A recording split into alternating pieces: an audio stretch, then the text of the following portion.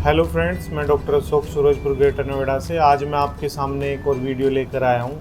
बहुत सारे कमेंट्स आ रहे थे कि सर ये पूरा प्रोसीजर क्या होता है क्षार कर्मा वाला, इसके बारे में बताइए, कैसे इसका इलाज होता है और क्षार कर्मा में जो आप यूज़ करते हैं दवाई वो क्या होती है, क्या आप उसको घर पे भेज देते हैं, आप कोरियर करवा सकते हैं। तो इस सारे के बहुत सारे कमेंट्स आ रहे थे। तो आज जो है हम इस वीडियो के माध्यम से हम बात करेंगे क्षार कर्मा के बारे में, क्योंकि जो नेजल पॉलिप है, नाक का बढ़ा हुआ मांस है, बड़ी कॉमन समस्या है और जनरली सभी आपके आसपास और आपके नज़दीकी रिश्तेदारों में जनरली मोस्टली ये देखने को मिलती हैं कि सुबह उठते ही छींकें आती हैं, नाक बंद रहती है, सर में दर्द रहता है, नाक से पानी बहता है, ब्लॉकेज लगती है। तो ये सारे सिम्टम जब पेशेंट को रहते हैं तो उसका पूरा दिन डिस्टर्ब रहता है। अब जब परेशान होने के बाद इसमें क्या है, जनरली ENT डॉक्टर के पास पहुंचता है पेशेंट तो वो ऑपरेशन की सलाह देते हैं।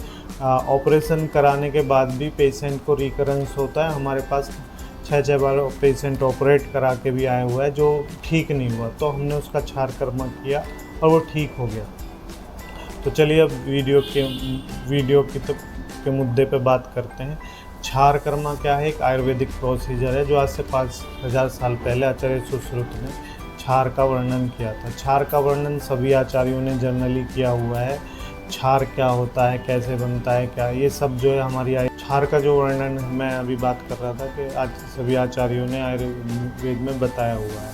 क्षार जो है 2 तरीके का होता है, एक तो प्रतिसारणीय क्षार होता है, एक पानीय क्षार होता है। तो जो प्रतिसारणीय क्षार होता है उसका हम इसमें यूज़ करते हैं।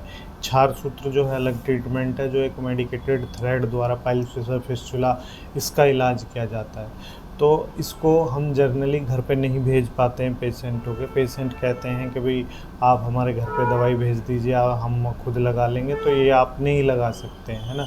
तो मेरे साथ आप जो ये देख पा रहे हैं ये एक क्षार जो है हमने बनाया हुआ है, प्रतिसारणीय क्षार। तो ये एक सेमी सॉलिड लिक्विड होता है। ये इस तरीके से आपको इसमें पानी भी दिख रहा होगा।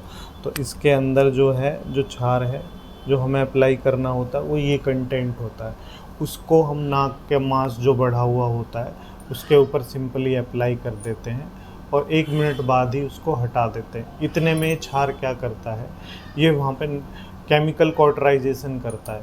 केमिकल कॉटराइजेशन का मतलब है वहाँ पे जो मांस बढ़ा हुआ है उसके ऊपर जब अप्लाई हो जाएगा तो वो उसको काला कर देगा। मतलब उसको आयुर्वेद में जो एक सिम्टम बताया गया, एक पहचान बताई गई है, एक जो क्षार अच्छे से हुआ है या नहीं हुआ है तो उसको बोलते हैं पक्व जम्बू से अदृश्य, मतलब जामुन के समान उसको काला कर देता है मांस को।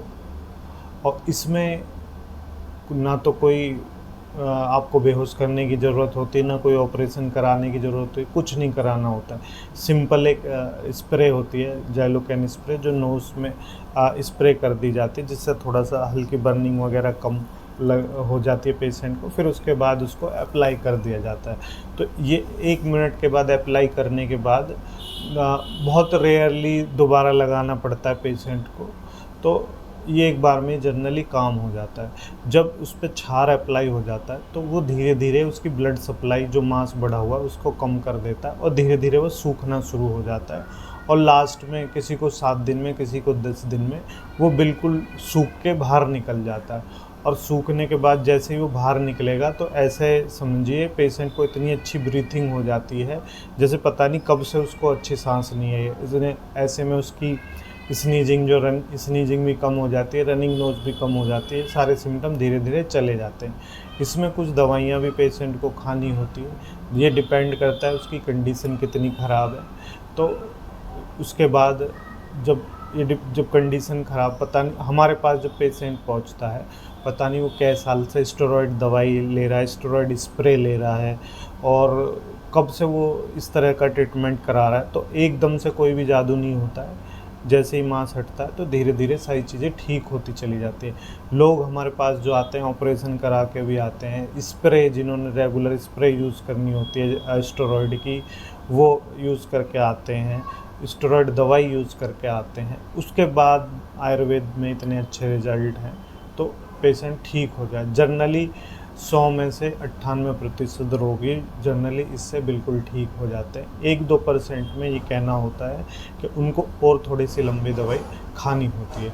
तो ये मैं आशा कर रहा हूँ कि अब आपको ये चीज़ समझ में आ गई होगी कि कैसे छार का ट्रीटमेंट होता है। और ये जब आप ये एक इंस्ट्रूमेंट के थ्रू जब अंदर लगाया जाता है तो पेशेंट उसको घर पे नहीं लगा सकता। ये चीज़ देखनी होती है हमें मांस पे कितने पे अप्लाई करना है और कैसे और कहीं ना लगे, तो ये चीज़ हमें ध्यान में रखते हुए ट्रीटमेंट करना पड़ता है। तो ऐसे हम छार का ट्रीटमेंट करते हैं। पेशेंट अब इसमें एक कंडीशन और होती है, जो मांस बढ़ा हुआ है जिसको हाइपरट्रॉफी ऑफ नेजल टर्बिनेट्स बोलते हैं, उसमें जनरली एक बार या मोस्टली 2 बार छार लगाने की ज़रूरत होती है। जनरली एक बार में ही काम हो जाता है। लेकिन जो पॉलिप है, जो पेडन्कुलेटेड ग्रोथ है, जो ऐसे नाक में लटक के आ रहा है, उसमें जो है हमें रिपीटेडली थेरेपी करनी पड़ती है। जैसे 15 दिन में एक बार करनी पड़ती है, तो पेशेंट को हम बोलते हैं 15 दिन में 1 महीने में आपको दोबारा आना पड़ता है। ये कितनी बार करनी पड़ेगी उसमें थेरेपी, ये डिपेंड करता है कि पहले एक बार में छार से उसका साइज़ कितना कम हुआ है। और ये इतना बढ़िया ट्रीटमेंट है, मैं अभी बताना आपको चाहूँगा कि या इसमें पेशेंट को ना तो कोई भर्ती करना है, ना कुछ करना है, कुछ भी नहीं करना। सिंपल मुश्किल से 5 मिनट का ये ट्रीटमेंट पूरा हो जाता है 5 मिनट में। और पेशेंट कुछ भी अपना मतलब जो उसका जो दैनिक क्रिया है वो रेगुलर वो कर सकता है। उसको ऑफिस जाना है, कहीं बाहर जाना है, वो सब कुछ कर सकता है। ना इसमें कोई पट्टी करने की ज़रूरत होती है। जनरली पट्टी ऑपरेशन में जैसे कई दिन तक पट्टी घुसाई जाती है अंदर नाक में, तो ऐसा भी कुछ नहीं इसमें करना पड़ता है। अगर आप पहले कोई भी ऑपरेशन करवाना चाह रहे हैं तो पहले उसकी जानकारी लें, है ना। डॉक्टर से पूछें कि भाई इसमें रिकरेंस रेट क्या है और कैसे ठीक होगा पट्टी। तो अब ये तो यूट्यूब इंटरनेट का ज़माना है, आप इंटरनेट पे देखें कि ये उसमें पट्टी कैसे की जाती है। तो बड़ा पीड़ादायक वो एक तरह से ऑपरेशन होता है। तो हम एक बहुत सिंपल स्टेप में, एक बहुत सिंपल सी चीज़ों से इतनी बड़ी प्रॉब्लम को सॉल्व कर सकते हैं। और छार के लिए तो ये बोला गया है आयुर्वेद में, जो शस्त्र से काम ना हो वो छार से होता है। मतलब शस्त्र का मतलब यहाँ पे ऑपरेशन ही कंसीडर किया जाता है। तो हम इससे भी वो अपना काम पूरा कर सकते हैं। ऐसे ऐसे पेशेंट आते हैं जो पॉलिप्स के लिए काफ़ी दिनों से परेशान हैं या काफ़ी समय से अपना ट्रीटमेंट करवा रहे हैं, तो सारी चीज़ें ठीक होती चली जाती हैं। लेकिन पेशेंट को थोड़ा सा धैर्य रखना पड़ता है। तो मैं आशा कर रहा हूँ कि अभी आज मैंने जो आपको छार कर्मा के बारे में बताया, ये पूरा प्रोसीजर आपको समझ में आ गया होगा। सिंपल एक स्प्रे करनी है, स्प्रे से छार अप्लाई करना है। छार अप्लाई करने के बाद उसको 1 मिनट बाद ही साफ़ कर दिया जाता है और पेशेंट को घर भेज दिया जाता है। बस इतने सिंपल स्टेप में ये अपना ट्रीटमेंट पूरा हो जाता है। तो थैंक यू। अगर कोई क्वेश्चन आपके होते हैं इससे रिलेटेड तो आप कमेंट्स में अपना मैसेज छोड़िएगा। हम अपना स्क्रीन पे भी नंबर दिए रखते हैं। कोई भी आपको कन्फ्यूजन रहता है, कुछ भी अगर रहता है तो आप हमें फ़ोन कर सकते हैं। पेशेंट जो है इसका ऑल ओवर इंडिया से अपने पास आता है।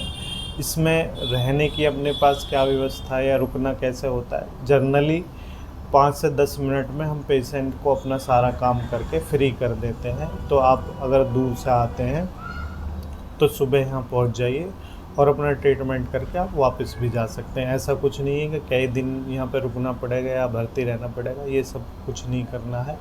तो हम तो आयुर्वेद में जो इतनी अच्छी ये छार कर्मा विधि है, इसका आप लोगों तक इसको पहुँचाने की कोशिश कर रहे हैं। सो आज के लिए इतना ही। Thank you.